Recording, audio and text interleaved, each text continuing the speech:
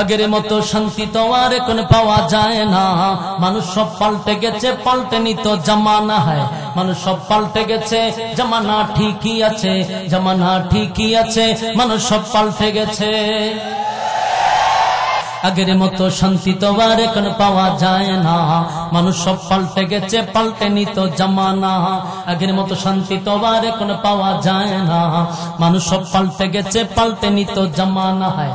মানুষ সব পাল্টে গেছে, জামানা ঠিকই আছে, জামানা ঠিকই আছে, মানুষ সব পাল্টে গেছে। চুলগুলো কাটো কাটো, শর্ট প্যান্ট আটো শাটো, সানগ্লাস চোখে তার যেন কোন জমিদার। ভুরজুতা পায়ে দিয়ে কাঁধে এক ব্যাগ নিয়ে টুটে দেয় লিপস্টিক, হাসে শুধু ফিক ফিক। ওদিকে গেল দু চোখ, মনে হলো ভদ্রলোক। কাছে গিয়ে দেখি হায়রে পুরুষ মানুষ না, মাশাআল্লাহ দাঁড়ায় আছে মিস জরিনা হায়াপা। মাশাআল্লাহ দাঁড়ায় আছে মিস জরিনা হায়াপা, মাশাআল্লাহ দাঁড়ায় আছে মিস জরিনা হে। আগের মতো শান্তি তো আর এখন পাওয়া যায় না। মানুষ সব পাল্টে গেছে, পাল্টেনি তো জামানা হয়। মানুষ সব পাল্টে গেছে, জামানা ঠিকই আছে, জামানা ঠিকই আছে, মানুষ সব পাল্টে গেছে। কথাগুলো বাস্তব কিনা খালি এটা মিলাবে।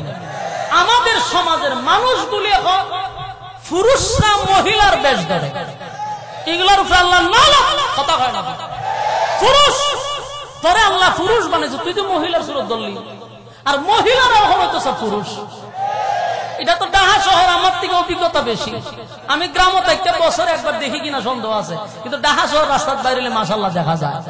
মানে বুঝতে না এটা পুরুষ না মহিলা, কাছে গিয়া দেখুন যে এটা আমরা আফা। বাস্তব না বাস্তব? এই বিষয়গুলা তুলে ধরছে। এটা আবারও বলতেছে, একটু দেখেন তো মিলে কিনা।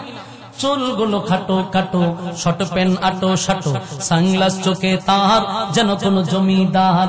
ভুরজুতা পায়ে দিয়ে কাঁধে এক ব্যাগ নিয়ে টুটে দেয় লিপস্টিক, হাসে শুধু ফিক ফিক।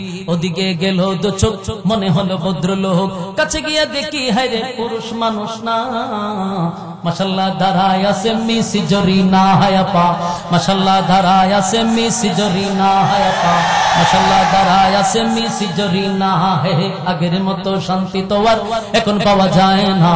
মানুষ সব পাল্টে গেছে, পাল্টেনি তো জামানা হয়। মানুষ সব পাল্টে গেছে, জামানা ঠিকই আছে, জামানা ঠিকই আছে, মানুষ সব পাল্টে গেছে। লম্বা লম্বা আছে চুল, কানেতেও আছে দুল, হাতে দেয় সোনার চুড়ি, চিকন ফিতার গড়ি, পাঞ্জাবি গায়ে দিয়ে হাত আছে মোড়ানো, লম্বা ওর নাটা কাঁধে আছে ঝুলানো, হেঁটে চলে আঁকা বাঁকা যেন কোনো নায়িকা। কাছে গিয়ে দেখি হায়রে মাইয়া মানুষ না, এটা হলো আমগো পাড়ার মিস্টার সোহেল রানা। এটা হলো আমগো পাড়ার মিস্টার সোহেল রানা। এটা হলো আমগো পাড়ার মিস্টার সোহেল রানা হে। আগের মতো শান্তি তো আর এখন পাওয়া যায় না। মানুষ সব পাল্টে গেছে, পাল্টেনি তো জামানা হয়। মানুষ সব পাল্টে গেছে, জামানা ঠিকই আছে, জামানা ঠিকই আছে, মানুষ সব পাল্টে গেছে। মোটা বই আছে হাতে, কলমটা আছে সাথে, সাদা শার্ট গায়ে দিয়ে, সুজুরা পায়ে দিয়ে, জিন্সের পড়েছে প্যান্ট, মনে হলো স্টুডেন্ট। পরনে আছে যে বেল্ট, গায়ে মাকে দামি সেন্ট। যায় বন্ধুর আড্ডায়, চিন্তা করে রাস্তায়, নেশা করে গাঞ্জা খেলে 8 মাস থাকে জেলে। অবশেষে মনে হলো এইটা কোনো ছাত্র না, এটা হলো আমগো পাড়ার টুকাই বাবুল কানা। এটা হলো আমগো পাড়ার টুকাই বাবুল কানা। এটা হলো আমগো পাড়ার টুকাই বাবুল কানা হে। আগের মতো শান্তি তো আর এখন পাওয়া যায় না। মানুষ সব পাল্টে গেছে, পাল্টেনি তো জামানা হয়। মানুষ সব পাল্টে গেছে, জামানা ঠিকই আছে, জামানা ঠিকই আছে, মানুষ সব পাল্টে গেছে। বাস্তব না বাস্তব? জামানা ঠিকই আছে, মানুষ পাল্টে গেছে। বাস্তব না?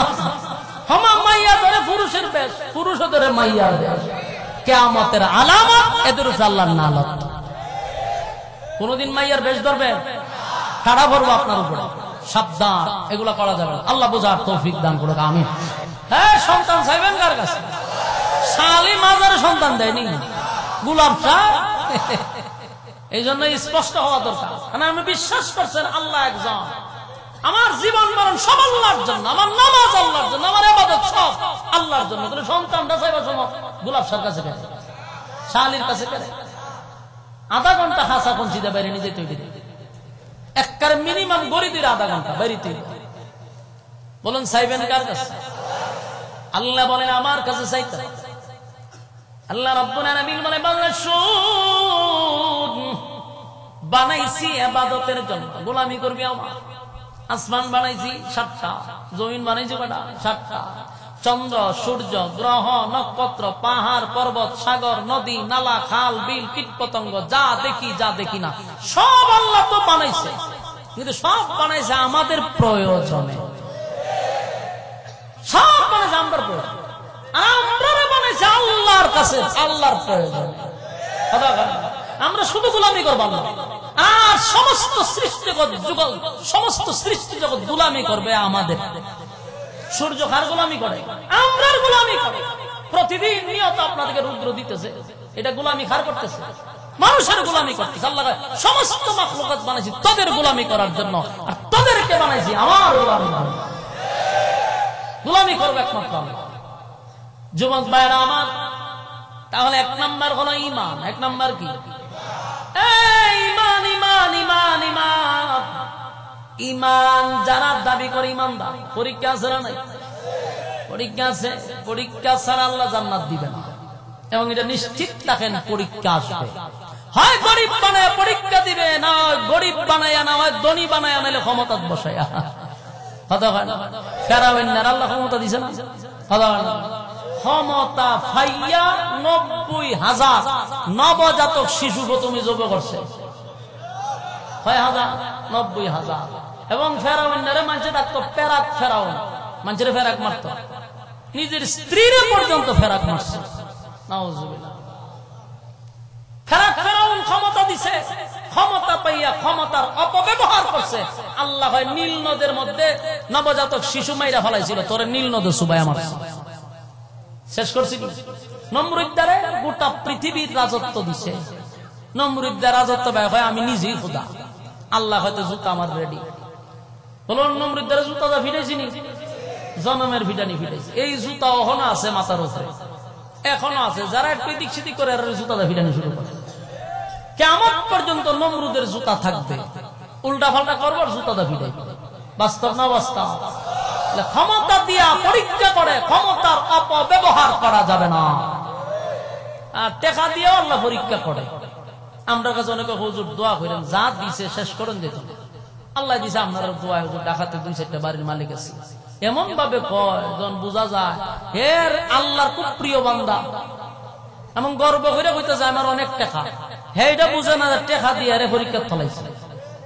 এই টাকা কোন রাস্তায় ব্যয় করো, এটার হিসাব আল্লাহর কাছে দিতে হবে।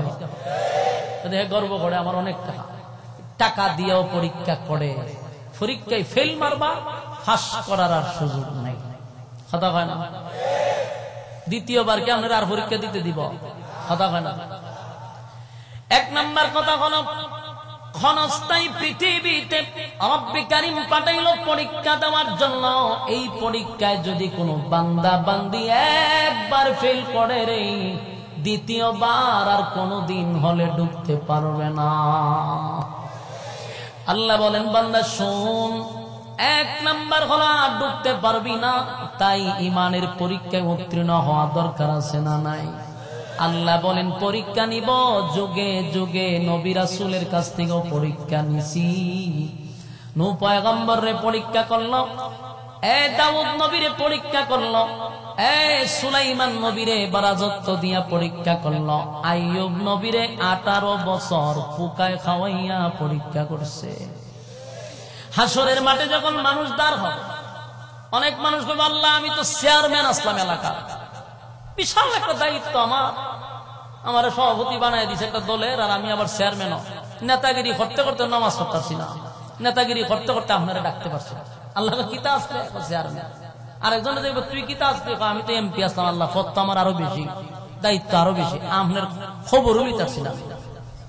কিতা আসলে এমপি আসলে, আরেকজন দেখবো তুই কিতা আসলে মন্ত্রী আসলে। তোরা খুব ব্যস্ত ছিলি বলে হ। আল্লাহ সুলাইমান কো বলে আল্লাহ আমি আসি, পায় খারো তুমি কি তা আসলা? আল্লাহ আমি বাদশা আসলাম। তুমি কি খালি বাংলাদেশের বাদশা আসলা? না। তো কি বাদশা আসলা? আল্লাহ আসমানের নিচে যত জায়গা সব জায়গার বাদশা আমার বানাই দিয়েছেন। সুবহান আল্লাহ রাব্বুল আলামিন বলেন, এ নাফরমান শুন, তুই বাংলাদেশের একটা প্রধানমন্ত্রীর অধীনে একটা মন্ত্রী ছিলি, আর এই মন্ত্রিত্ব পাইয়া 24টা ঘন্টা রাইতে দিনে সময় দিলাম, কিন্তু একটা ঘন্টাও আমি আল্লাহরে দেওয়ার সুযোগ পাস নাই। আমি আল্লাহ রাইতে দিনে তোরে দিলাম 24 ঘন্টা, তুই আমার একটা ঘন্টাও আমি মালিকের জন্য বরাদ্দ রাখতে পারলি না। আর আমার সুলাইমান রে আমি শুধু মানুষেরই বাদশা নয় গো, জিন্নাতেরও বাদশা ছিল সুলাইমান পয়গম্বর।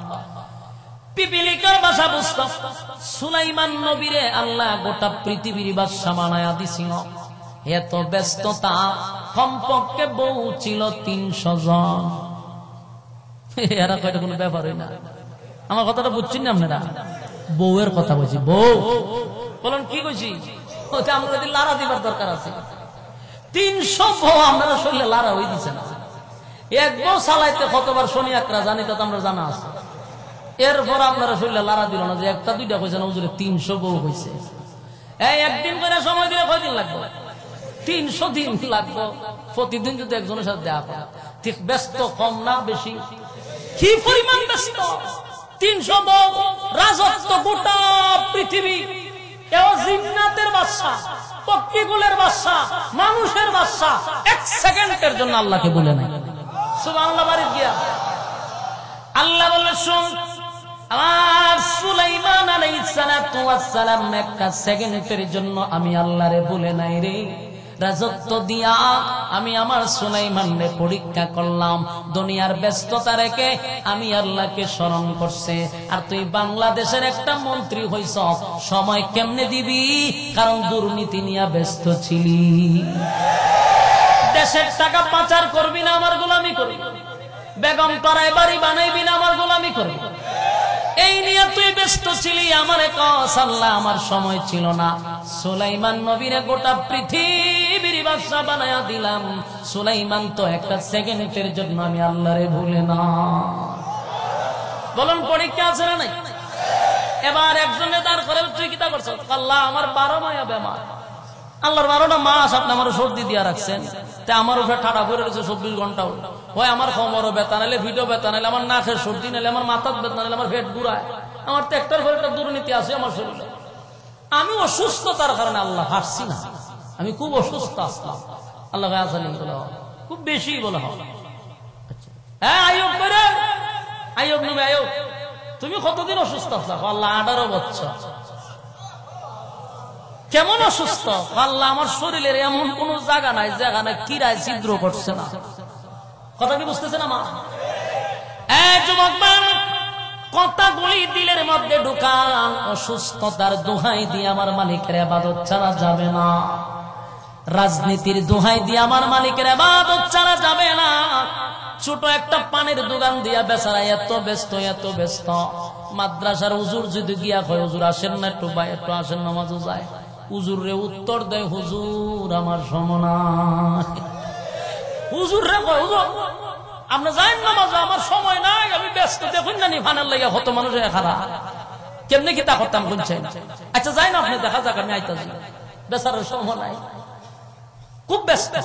এই যে লোকটা কইছে আমি ব্যস্ত, গিয়া দেখবেন মোবাইল ঘন্টার পর ঘন্টা তার সময় আছে। এরপর আপনি দেখবেন IPL BPL যত খেলা আছে একটাও তার খতম ছাড়ে না, সব খতম করে ছাড়ে। তার সময় আছে, বন্ধুর আড্ডার সময় আছে। এরপর আপনার বিভিন্ন জায়গায় বোতল টানা তো সময় আছে। সময় নাই শুধু আল্লাহর বেলা। বাস্তব না বাস্তব? এটা হলো অজুহাত। এটা কি হাত? অজুহাত। মানুষের হাত 2টা, আর একটা আছে, এটা হলো অজুহাত। অজুহাত দিয়া কি চলবে? কথা বলে না। অসুস্থতার দোহাই দিলে পরে আল্লাহ আইয়ুব নবীরে দাঁড় করাবে। আইয়ুব রে, আমার আইয়ুব শুধু অসুস্থ না, দেশের একজন বাদশা ছিল আইয়ুব নবী। বলুন কি ছিল? MP আছি আর গ্রামের চেয়ারম্যান আছি না, দেশের বাদশা ছিল। আইয়ুব নবী কিন্তু দেশের বাদশা ছিল রে, দেশের বাদশা ছিল আইয়ুব নবী। সুঠাম দেহের অধিকারী ছিল, 4টা বউ ছিল, বিশাল রাজত্ব ছিল। আমার মালিক আইয়ুব নবীর এত ধন সম্পদ আল্লাহ দিছিল। মাঝে মধ্যে আল্লাহ ফেরেশতাদের সাথে বলতো, ফেরেশতারা আমার আইয়ুব এত বড় রাজত্ব পাইয়া একটা সেকেন্ডের জন্য আমি আল্লাহ রে আইয়ুব ভুলে না। এটা মিস্টার ইবলিসের শৈল খুব লাগছে, খুব মাইন্ড করছে বিষয়টা নিয়ে। আল্লাহ বুঝি ফেরেশতারা এই মিটিংটা করলো, এটা খুব মাইন্ডে নিছে। আল্লাহ একটা কথা কইয়া লাই, আল্লাহ হতে মাঝখানে আমার তো বাজত করে আমি আইয়ুব নবীর নিয়ে কথা কইতেছি। কথা তো আপনি বলবেন কিন্তু আপনি তো দাঁড়া রাখছেন বালাখানার ভিতরে, দেশের বাদশা বানাইছেন, অটাল সম্পত্তি দিয়েছেন, এত সুখে থাকলে তো আপনার গান গাইব। যদি অভাব ভর্ত থেকে আর আপনার নাম লইলে আল্লাহ হয়তো কি কইতে চাস বলা, আমি ঠিকই কইছি। আল্লাহ হয়তো দেখ পরীক্ষা কইরা হয়তো আপনি আমার একটু ক্ষমতা দিয়া দেন। আল্লাহ হয়তো তো জন্মসূত্র তুই ক্ষমতা দিয়া রাখছি, তা আরো দিলাম, যা ফরজ কইরালাম। এই শয়তান না করলো কি, প্রথম হামলা করলো সমস্ত সম্পত্তির উপরে। এই হযরত আইয়ুব নবীর বিশাল উটের পাহাড় ছিল, বিশাল উটের একটা বড় একটা ইয়ে ছিল, সব তীরে আগুন দিয়ে ফিরালিছে। কথা বুঝতেছেন আমার? উটের ফাল যে আছে সবগুলার মেরে দিছে। দৌড়াই আইছে ম্যানেজার সব বনাশ করে দিছে। বলে কি দিয়েছে? বলে উট সব শেষ। আইয়ুব নবীর আল্লাহ কিন্তু পরীক্ষা শুরু করে দিছে। আইয়ুব নবী কয় আল্লাহ দিছে আল্লাহ নিছে, সমস্যা কি? তা সুবহানাল্লাহ বাড়ি দিয়া করবে। কতক্ষণ পর আরেক সংবাদ এসে হুজুর সব বলা শেষ হলে কিতাব বলে বেড়ার ফাল যত আছে সব শেষ। আইয়ুব নবী বুঝতে পারছে যে পরীক্ষা শুরু হয়ে গেছে আমার। কিছুক্ষণ পরে আরেক বলে হুজুর সব বনাশ। বলে কি সব বনাশ? বলে যত রাষ্ট্রীয় মাল ছিল সব ফুরে গেছে। আইয়ুব নবী বিন্দু পরিমাণও হিলছে না, আল্লাহর দেওয়া মাল আল্লাহ নিছে, অসুবিধা নাই। কিছুক্ষণ পর আইসা কৃষকরা বাড়ি ঘেরাও করছে, হুজুর বাদশাহ আপনি তো রাজত্ব করতেছেন, সমস্ত কৃষিকাজ শেষ, আমরা খামু কি, চলুন কেমনে? অসুবিধা নাই, আল্লাহ দিছে আল্লাহ নিছে, তোমরা নিশ্চিন্তা থাকো, যেই পরিমাণ রিজার্ভ আছে ইটা আরো কয়েক বছর খাইতে পারবা। এই কথা শুনছে শয়তানে। শয়তানে কিতা রিজার্ভ রয়েছে, আচ্ছা আমি যাইতেছি। রিজার্ভকে আগুন লাগাই দিচ্ছে, সমস্ত রিজার্ভ করে নিচ্ছে। ওমা অন্ধকার রিজার্ভ না বলা, রিজার্ভ তো শেষ, কিতা করতাম। এরকম যখন শুরু হইতে লাগলো, দেখা যায় আইয়ুব নবী বিন্দু পরিমাণে কোনো দুর্বল হয় না। শয়তান না হয় খারবারটা দেখছো, সব চেষ্টা চালাইলাম, দুর্বল করতে পারতেছি না, করণটা কি? আচ্ছা যাকে তখন মালের উফেদান ইসলাম জানের উফেদান, পরে কিতা করলো, ওনার ছেলে আসিল 7 জন, 7টা সন্তান দে ওয়াল ধাক্কা দিয়ে মেরে নিছে। চিন্তা করছেন শয়তানে কি শুরু করছে? এখন খবর আছে হুজুর আপনার 7টা ছেলে জাগাত মারা গেছে। আইয়ুব নবী কয় আল্লাহর দেওয়া মাল আল্লাহ নিছে, এখানে আমার কোনো হাত নাই, আমি আল্লাহর উপরে সন্তুষ্ট। শয়তানের শান দিকেছে আরো গরমে, সব করলাম, কি করা যায় এখন? আল্লাহ কয় কি তারে সব তো শেষ করলি, আমার আইয়ুব তো বিন্দু পরিমাণে আমার প্রতি অসন্তুষ্ট না। আল্লাহ আরো কাজ বাকি দিছে, এতক্ষণ জানে মালের উপরে নিছি, তার বাচ্চা কাচ্চা নিছি, ওহন তারা ধরো। এরপরে আইয়ুব নবীর শরীর দিল একটা রূপ সৃষ্টি হয়ে গেল গুড়াগাড়ি। এখান থেকে শুরু হয়ে গেল দুর্গন্ধ, পছন্দ। পরীক্ষা শুরু হয়েছে নি, কথা হয় না। আইয়ুব নবীর গুনাহ ছিল, কথা হয় না। আহলে সুন্নাত ওয়াল জামাতের আকীদা হলো কোন নবীদের গুনাহ নাই, তারা মাসুম। কিন্তু আইয়ুব নবীরও গুনাহ নাই। আইয়ুব নবীর শরীরে পছন্দ দুর্গন্ধ বাহির হয়ে গেছে। 3টা বিবি সাথে সাথে আইয়ুব নবীরে ঘোষণা দিল আপনার সঙ্গে থাকা সম্ভব না, এত দুর্গন্ধের মধ্যে কেমনে থাকুন। 3 জন বিদায় নিয়ে গেল, বাকি রইল একজন, ওনার নাম কি ওয়াজও বলে জানেন, বিবি রহিমা। একজন রইল কেন, এটার ঘটনা জানেননি? এটা তো জানেন না। কেন রইল?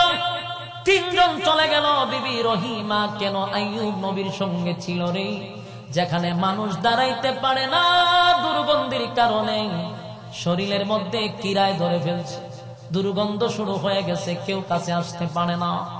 কিন্তু বিবি রহিমা যায় না। হযরত আইয়ুব নবী বলেন, রহিমা গো, একে একে 3 জন স্ত্রী চলে গেল, তুমি কেন থাকলা? তুমি কি আমার পাশে থাকতে পারবা? এমন দুর্গন্ধে আমার কাছে কেউ আসে না, তুমিও চলে যাও, আমার কাছে থাইকো না। বিবি রহিমা বলে, প্রাণের স্বামী, সুখের সময় আপনার পাশে ছিলাম গো, আপনি ছিলেন দেশের বাদশা, আমি ছিলাম দেশের রানী। সুখের সময় তো আপনার পাশে আমি ছিলাম, আজকে আপনার পাশে কেউ না, কেউ আপনার পাশে আসতে চায় না। এত দুর্গন্ধের ভিতরে কেউ আসতে চায় না, একে একে সবাই আপনাকে ছেড়ে চলে গেল। আমি আপনার পাশে থাকতে চাই, আপনার খেদমত করতে চাই। সুবহানাল্লাহ। যুবক ভাইয়েরা, ভালো করে শুনেন, পরীক্ষা কারে কয়? বিবি রহিমা কেন রইল জানেননি? এই জন্য একটা কথা আছে, আমরা আঞ্চলিক, জানি না ঢাকা এটা বিকবনি, আমরা আঞ্চলিক একটা কথা আছে, জাতের মেয়ে খালো বালা, নদীর পানি গুলো, এটা আমরা এই সিলুক শুনছেন নি? এটা আমরা আঞ্চলিক কথা, হয় জাতের মেয়ে এটা খালো বালা। এই জন্য রাসূল বলছে বিবাহ করার সময় বংশ দিকে করা দরকার। কথা কয় না দি? কেন বলছে? এটার কারণ আছে। এই যে রহিমা, ওনার বংশ যদি আপনি জানেন, আশ্চর্য হবেন, সাধারণ বংশের মেয়ে নয়, উনি ছিলেন ইউসুফ আলাইহিস সালাতু ওয়াস সালামের ছেলের ঘরের মেয়ে। সুবহানাল্লাহ।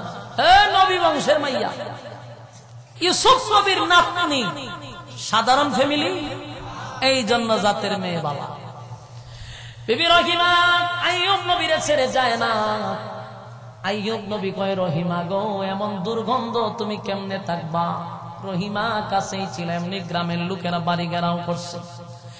আইয়ুব নবীকে হুঁশিয়ার দিতে লাগলো, আপনার দুর্গন্ধে গ্রামে থাকা যায় না, আপনার বাইরাত যদি গ্রামে ছড়ায়া যায় তাহলে এই রোগে আক্রান্ত আমরাও হব। হুঁশিয়ার দিছে, আপনার একদিনের সময় দিলাম, যদি আপনি না যান গ্রাম ছেড়ে, সামনে সকালে আপনারা জিন্দা কবর দিব। নাউজুবিল্লাহ। এবং বিবি রহিমারে হুমকি দিছে, তোমার উপরে আক্রমণ করব। সারাটা রাত চিন্তিত মহিলা মানুষ, একটা পুরুষ মানুষকে লইয়া কোথায় যাবে? গামছা দিয়া চাদর দিয়া বাঁধছে, বাইদা ঠাইনা টাইনা গ্রাম সাইরা জঙ্গলে গিয়ে ঢুকছে। এটা কি চিন্তা করা যায়? দেশের একজন বাদশা ছিল, রহিমা ছিল দেশের একজন রানী, স্বামীর কাঁধে নিয়া গ্রাম সাইরা জঙ্গলে ঢুকছে। সেখানে গিয়ে বসবাস করতে লাগলো। রিজার্ভ কিছু খাবার ছিল, সেগুলাও যখন শেষ হয়ে গেল, এখন তো পেটে কিদা।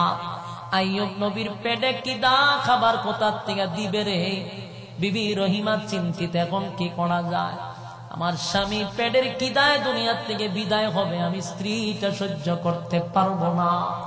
তাই দেশের রানী হইয়া জঙ্গল থেকে বাহির হইয়া গ্রামে গঞ্জে চলে গেল। মানুষের দ্বারে দ্বারে গিয়া বলল, আমি আপনাদের ঘরে কাজ করব, কাজের বিনিময়ে যতটুকু আমারে দেন আমি আমার স্বামীর জন্য খাবারের ব্যবস্থা করব। মানুষ তারে কাজে দিল, কাজ করে সারাদিন যা ইনকাম করে স্বামীর জন্য খাবার নিয়ে আসে। কিন্তু মিস্টার ইবলিস আবারও সাথে চলে আসছে। ইবলিস এখনো পিছু ছাড়ে নাই। ইবলিস মানুষের সুরত দুইরা গ্রামে গঞ্জে জানায়া দিছে, তোমাদের বাড়িতে যে একটা মহিলা কাজ করে, জানো নি মহিলাটাকে? বলে না, এটা আইয়ুব নবীর স্ত্রী। আইয়ুব নবীর এত বড় রূপ, সেই রূপ এই মহিলা পাশে থাকে, তোমাদের ঘরে রান্না করে, তোমাদের উপরে ভাইরাস ছড়াবে, তোমরাও কিন্তু এই রোগে আক্রান্ত হবে। গ্রামের মানুষ কয়, সর্বনাশ, এই মহিলারে জায়গা দেওয়া যাবে না, কাছ থেকে বিতাড়িত করে দিল। যুবক বায়না, ঘটনা বলার উদ্দেশ্য নয়, শুধু জানাইতে চাই আমার মালিক নবীদেরকে পরীক্ষা থেকে বাদ দেয় নাই রে। বিবি রহিমা কাজ না পেয়ে কান্না শুরু করছে, আর চিন্তায় পড়ে গেছে, আমার প্রাণের স্বামী দেশের একজন বাদশা ছিল, অসুস্থ হইয়া এখন জঙ্গলে আছে, পেটের কিদায় যদি মারা যায় আমি বরদাস্ত করতে পারবো না। এই বেটায় ব্যতীত হইয়া শেষে এখন কি করবে? একটা কুড়াল নিছে, লাকড়ি কাটবে। বুঝতেছেন কথা? দেশের একজন রানী হইয়া এখন লাকড়ি কাটা শুরু করছে। লাকড়ি কাটা বাজারও বেচে, এই টাকা দিয়া আইনা আইয়ুব নবীরে খাওয়ায়। ঘটনা ক্রমে বাজারে এখন যাইতে দেয় না, শয়তান বাজারেও অপপ্রচার শুরু করছে, বাজারেও ঢুকতে দেয় না। রহিমা করবে কি?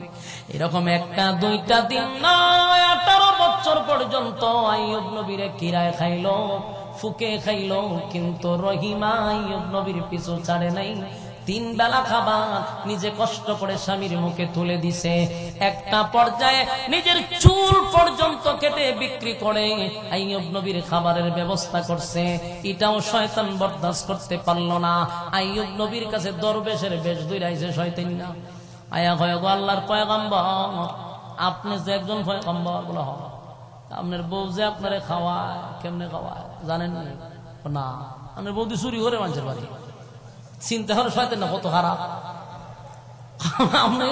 পয়গম্বর হইয়া বৌদি চুরি করে না খাওয়া, কাস্তা করে ডেকে তাকো বলে হয় সভ্য না। রহিমা আসছে খাবার নিয়ে। আইয়ুব নবী বলেন, রহিমা মানুষের বাড়িতে চুরি করো আর চুরি করে আমারে খাওয়া। রহিমা চোখের পানি ছেড়ে দিছে। কি কয় স্বামী? হয় যদি তুমি চুরি না করো তাহলে তোমার চুলগুলো আমারে দেখাও। শয়তান না কইছে চুল কেটে লিছে, একটা মানুষে দইরা চুল কেটে লিছে। কত বড় শয়তান চিন্তা করে। এরকম শয়তান আমরা গ্রামগঞ্জ আছে, মানুষের বেশই থাকে। এরা খালি ফিং লাগাইতো খারে দিয়ে, কেন বাস্তব না বাস্তব? কেউ যদি তার স্ত্রী সন্তান নিয়ে সুন্দর সুখে সংসার করতেছে দেখছে, পাশের তার করে সহ্য হয় না।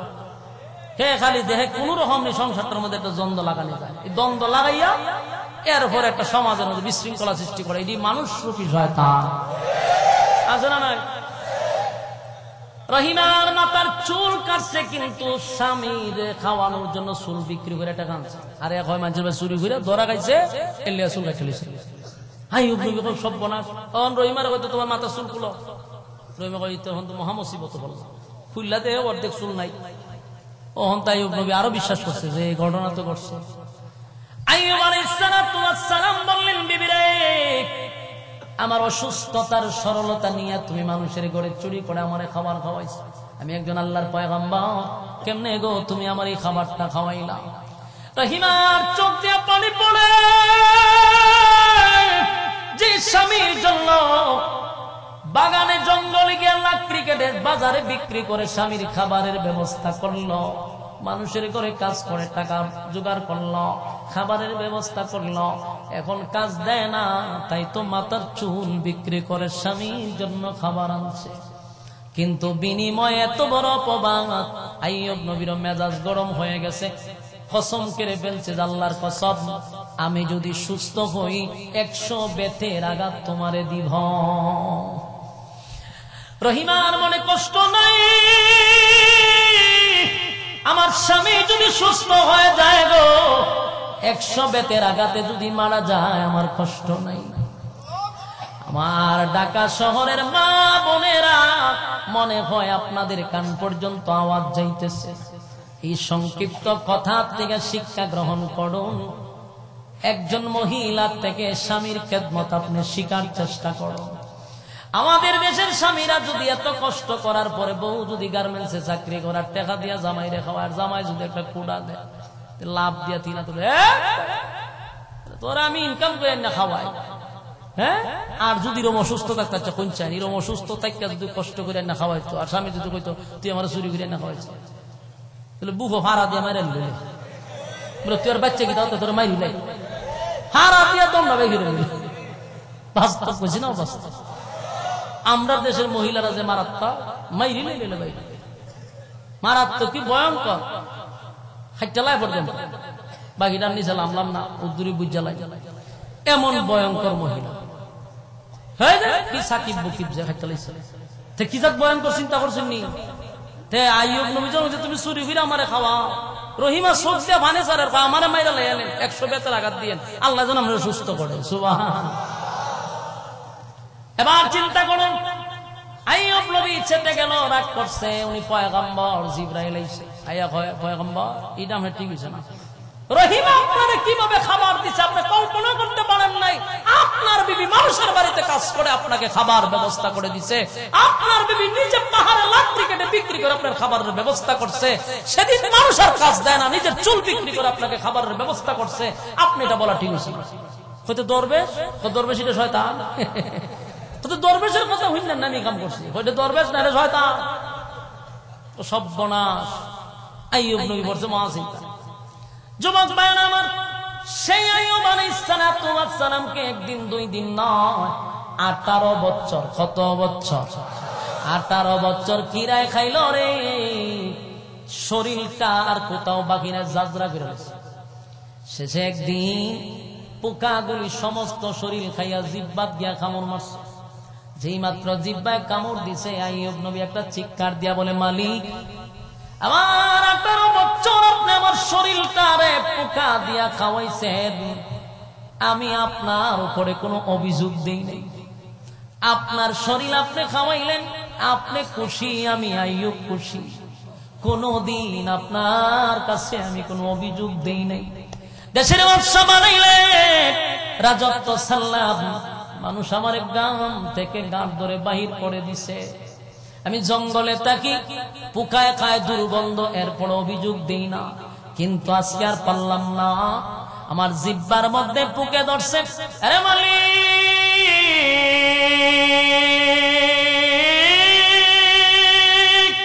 সমস্ত শরীরটা পোকে কামড়াইল, অভিযোগ কোনদিন দিলাম না, কিন্তু আজকে পোকে ধরছে আমার জিহ্বায়। যেই জিহ্বা দিয়া আমি আপনার মালিকের নামটা জপছি, সারা শরীর আমার পোকে কামড়ায়, আমার জবান দিয়ে আপনার নাম নিছি, আমার বড় মজা লাগছে। আপনার নামের মজা শরীরের কামড়ানোর কষ্ট আমি বুঝতে পারি নাই, কিন্তু আজকে আমার জিহ্বায় ধরছে। একটাই মাধ্যম ছিল আপনাকে ডাকার, সেটা যদি নষ্ট হয়ে যায়, বলো না আমি আপনার নাম কিভাবে নিব? আইয়ুব নবী যখন কান্না শুরু করছে, আল্লাহ বলে, জিবরাইল,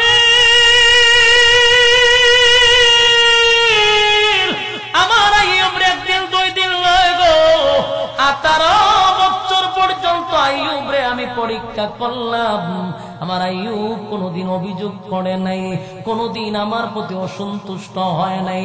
আজকে তার জিহ্বায় যখন পোকে কামড় দিল, আমি আল্লাহকে না ডাকার ভয়ে আল্লাহর কাছে অভিযোগ করে, মালিক গো, আমি তো অসুস্থ ছিলাম, আল্লাহ ভাই আমার আইয়ুব থেকে বেশি আসিনি।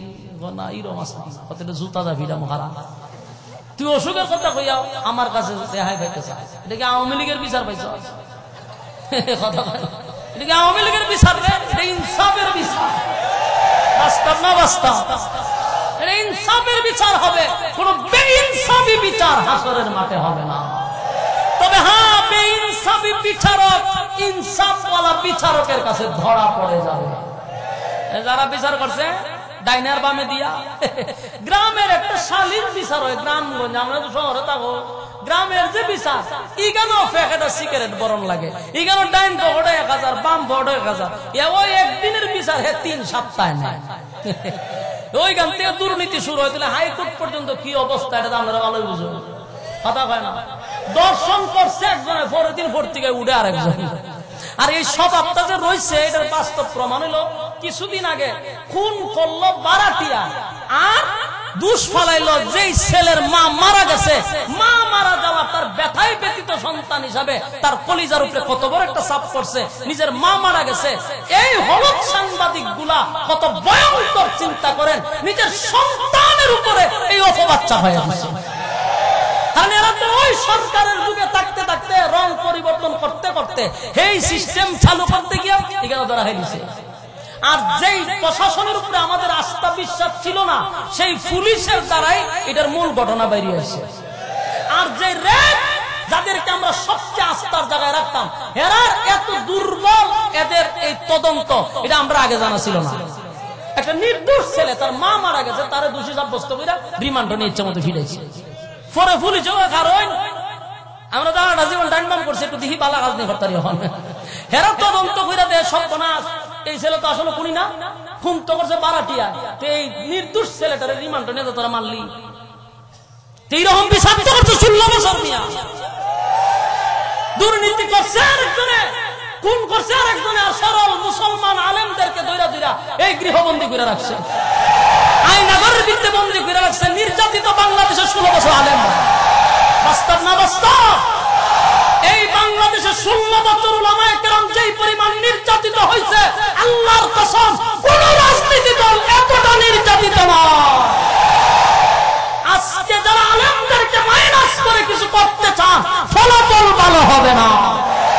কারণ এদেশে রক্ত দিছে আলেমরা, একদিন দুই দিন নয়, লক্ষ লক্ষ আলেমরা যেদিন শাপলা চত্বরে গেছিল, রক্তের বন্যা বসায়া দিছিল। এই রক্ত এই এখন যে হইছে 6 ফেব্রুয়ারি নাকি 5 আগস্ট, এত রক্ত যায় নাই যেই পরিমাণ রক্ত গেছে শাপলা চত্বর। কারে মাইনাস করতে চান? আলেমরা রে। এদেশের মানুষ নামাজ পড়ে না, অনেকে রোজা রাখতে পারে না, কিন্তু আলেমদের মহব্বত প্রত্যেকটা মানুষের কলিজায় আছে।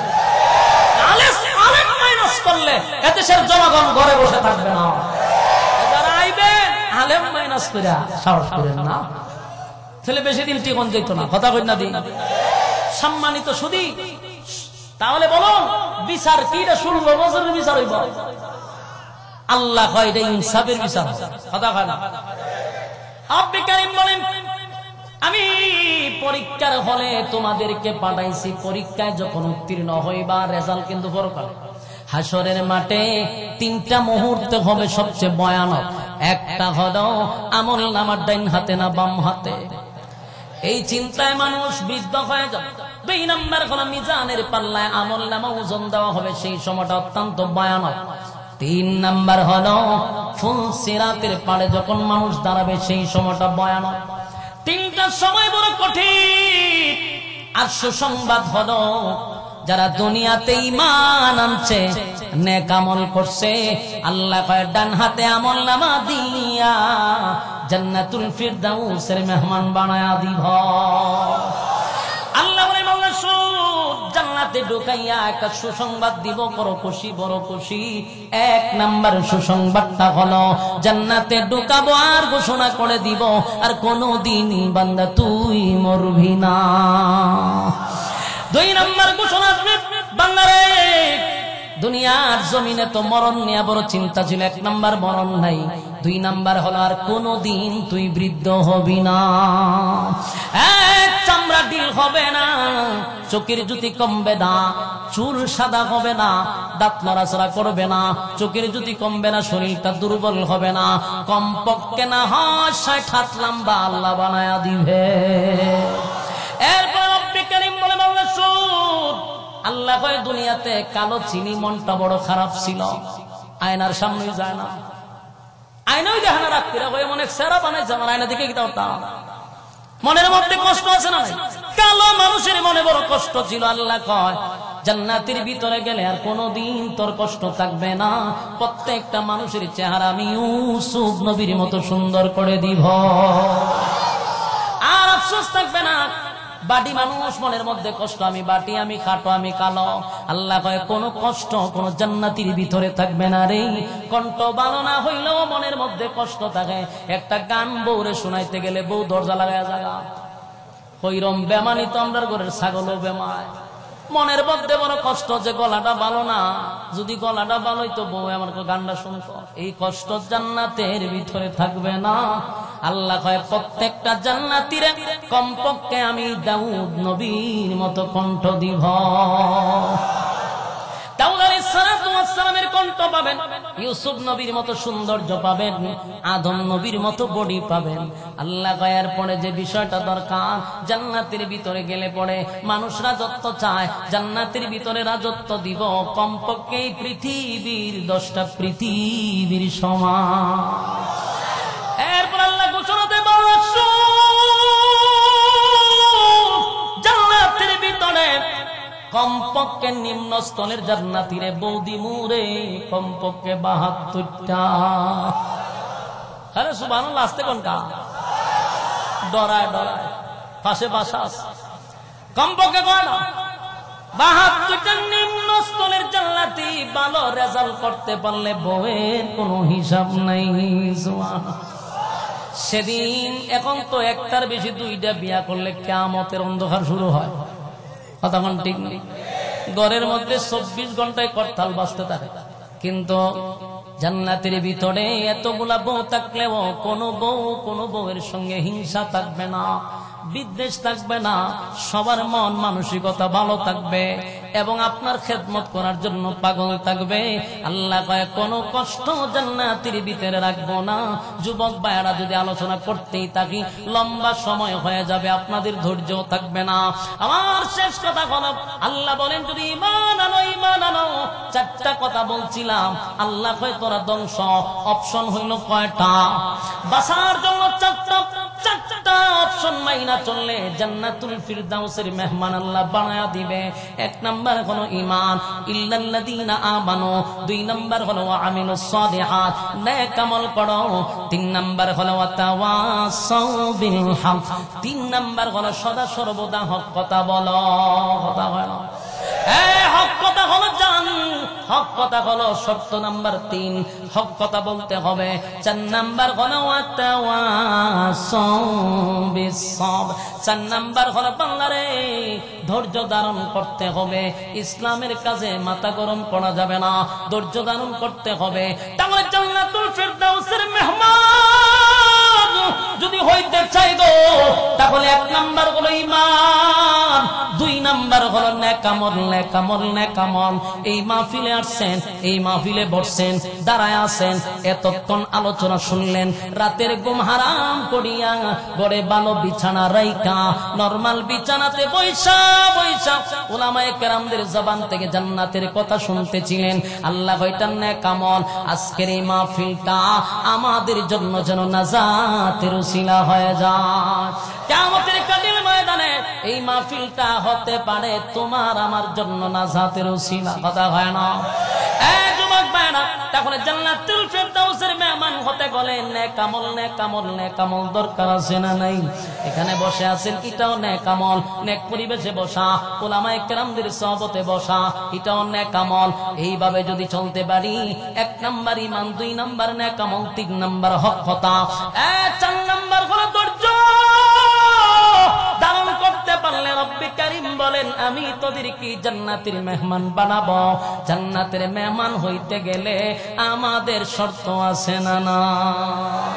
বলুন, জান্নাত কি বিনা শর্তে দিবে না? অবশ্যই শর্ত আছে। দুনিয়া কোনো শর্ত নাই, জান্নাত পাইতে গেলে শর্ত আছে। নামাজ কালকের থেকে শুরু করবেন, ওই ইনশাআল্লাহ ফজরের সময় কি টাটা পড়বো? নামাজ যদি আজকের থেকে শুরু করতে হবে, কারণ জান্নাতের মেহমান হতে গেলে আল্লাহর হুকুম নবীর তরিকায় চলতে হবে। এই মর্মে কারা কারা ওয়াদা করবেন? হাত তুলে দেখায়া দেয়। লিল্লাহি তাকবীর, লিল্লাহি তাকবীর। আল্লাহ সবাইকে কবুল করুক, আমিন। বলনে ওয়ালা শুননে ওয়ালা উভয়কে সহি আমল করার তৌফিক দান করুক, আমিন। বসেন, দোয়া কিন্তু ভিজে রয়ে গেছে।